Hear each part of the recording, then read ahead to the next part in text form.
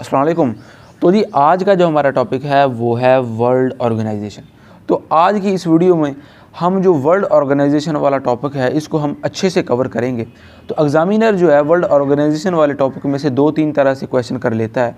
एक तो ये वो पूछ लेता है कि मिसाल के तौर पर ये ऑर्गेनाइजेशन है ये किस मुल्क में वाक़या है और उस मुल्क के किस शहर में वाक़या है।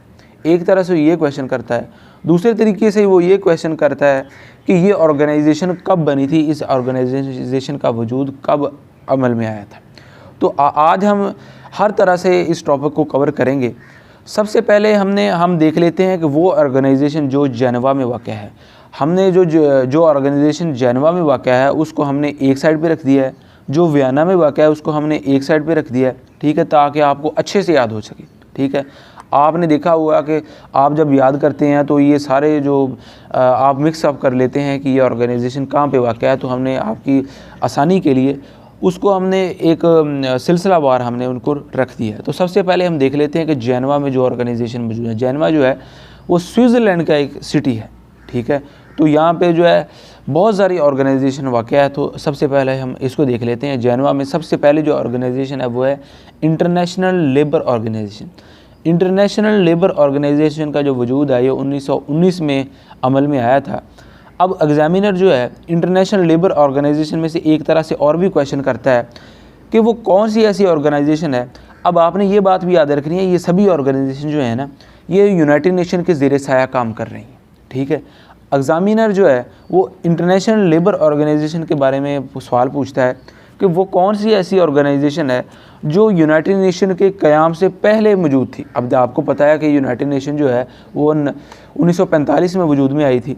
तो इंटरनेशनल लेबर ऑर्गेनाइजेशन जो है वो यूनाइटेड नेशन से पहले इसका वजूद मौजूद था, ठीक है। ये सबसे पहले लीग ऑफ नेशन के ज़ेरे साया काम करती थी। जब यूनाइटेड नेशन का वजूद अमल में आया 1945 में तो ये यूनाइटेड नेशन के ज़ेरे साया काम करने लगे, ठीक है। तो इंटरनेशनल लेबर ऑर्गेनाइजेशन जो है इसका जो वजूद है वो 1919 में अमल में आया था।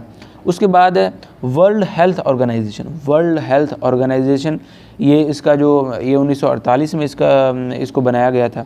उसका जो नेम है ये बाद में चेंज कर दिया गया, मेरा ख्याल 1994 में इसका जो नेम है वो वर्ल्ड ट्रेड ऑर्गेनाइजेशन कर दिया गया था। तो इसका जो ये भी 1948 में इसका अमल जो है वजूद में आया था। उसके बाद इंटरनेशनल टेलीकम्युनिकेशन यूनियन, तो ये इसका जो वजूद है वो 1947 में अमल में आया था। उसके बाद वर्ल्ड मेट्रोलॉजिकल ऑर्गेनाइजेशन, ठीक है। तो इसका जो ये 1950 में इसको बनाया गया था इस ऑर्गेनाइजेशन को। तो ये भी जेनेवा में मौजूद है, ठीक है। इसका जो हेडक्वार्टर है वो जेनेवा में मौजूद है। उसके बाद United nation high commissioner for refugees, तो ये 1950 में, तो इसका जो हेडक्वार्टर है वो भी जेनेवा में मौजूद है। उसके बाद United nation conference on trade and development, तो इसका जो हेडक्वार्टर है वो भी जेनेवा में मौजूद है और 1964 में ये बनी थी ये organisation. World intellectual property organisation, तो इसका जो वजूद है वो 1967 में अमल में आया था। तो इसका जो हेडक्वार्टर है वो भी जेनेवा में मौजूद है। अब आपने एक और बात याद रखनी है कि जिस ऑर्गेनाइजेशन के शुरू में वर्ल्ड आ जाए और एंड में ऑर्गेनाइजेशन आ जाए। अब देखें world health organisation, world organisation, और देखें वर्ल्ड ऑर्गेनाइजेशन, वर्ल्ड ऑर्गेनाइजेशन, जिसके शुरू में वर्ल्ड आ जाए और एंड में ऑर्गेनाइजेशन आ जाए तो ये जो ऑर्गेनाइजेशन है वो जेनेवा में मौजूद है। आपने ये बात आपने याद रखनी है, ठीक है।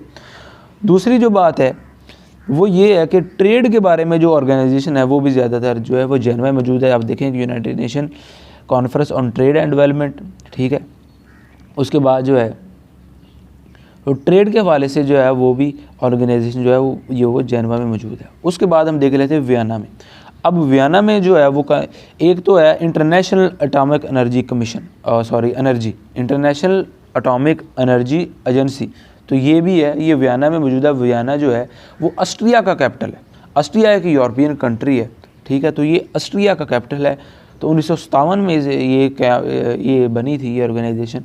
उसके बाद यूनाइटेड नेशन इंडस्ट्रियल डेवलपमेंट, इसका जो हेडक्वार्टर है वो भी वियना में मौजूद है और ये 1967 में ये ऑर्गेनाइजेशन बनी थी, ठीक है।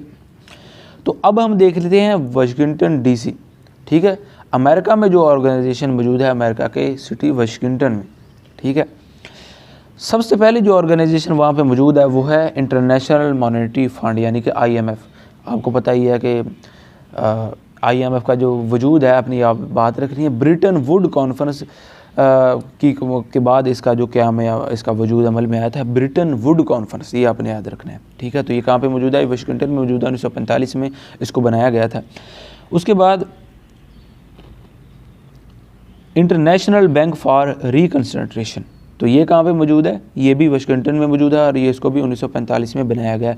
इंटरनेशनल फाइनेंस कॉर्पोरेशन, तो ये कहाँ पे मौजूद है? ये भी वाशिंगटन में मौजूद है। इसको 1955 में बनाया गया था। अब देखें कि फ़ंड के हवाले से, अब देखें कि पैसों के हवाले से जो ऑर्गेनाइजेशन मौजूद है वो वाशिंगटन में मौजूद। देखें इंटरनेशनल मॉनेटरी फ़ंड, ठीक है। फिर आप देखें इंटरनेशनल बैंक फॉर रिकन्स्ट्रक्शन, ये भी पैसों के हवाले से। इंटरनेशनल फाइनेंस कॉर्पोरेशन, ठीक है।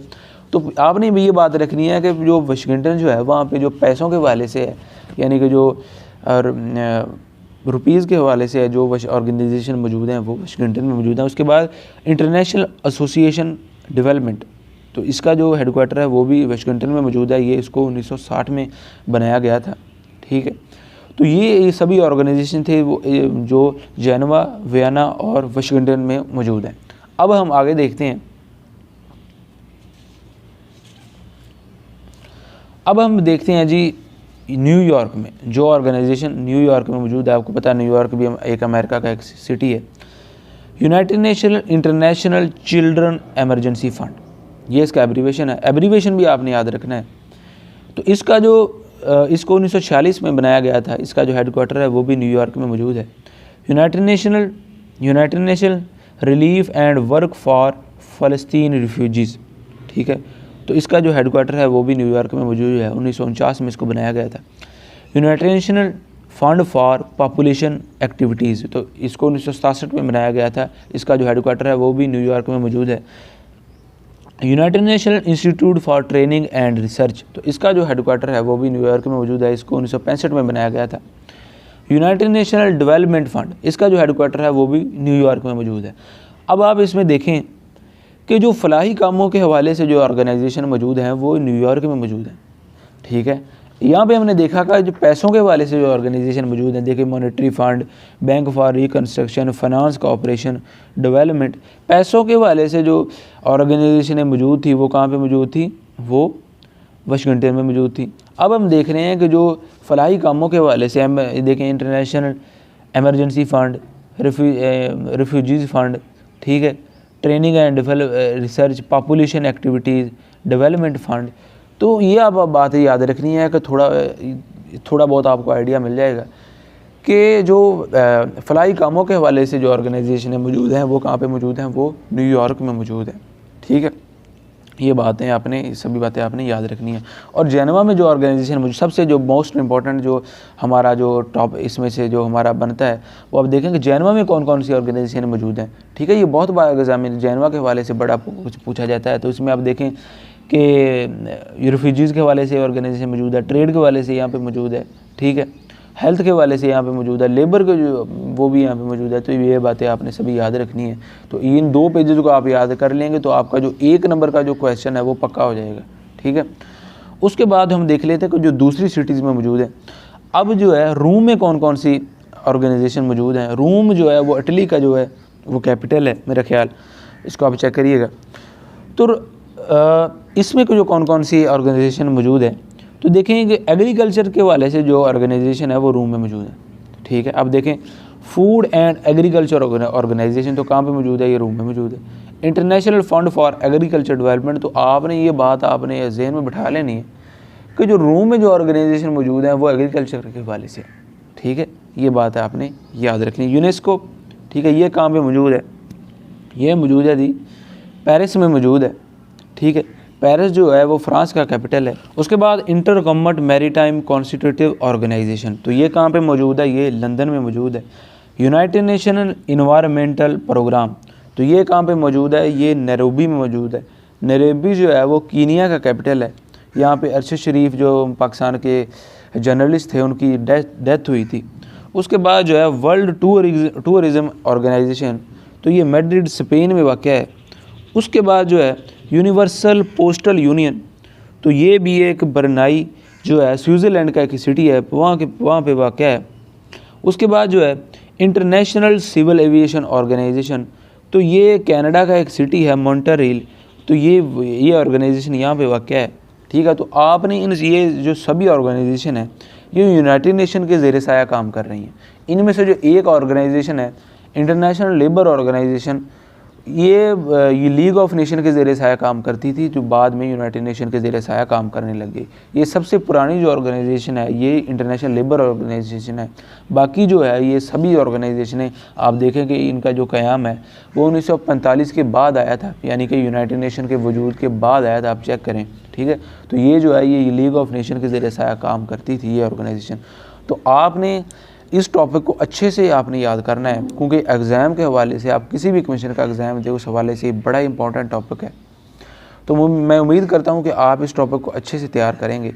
कल हम इंशाल्लाह आपको एक नया जो टॉपिक है उसके साथ हम मिलेंगे। अपना ख्याल रखिएगा।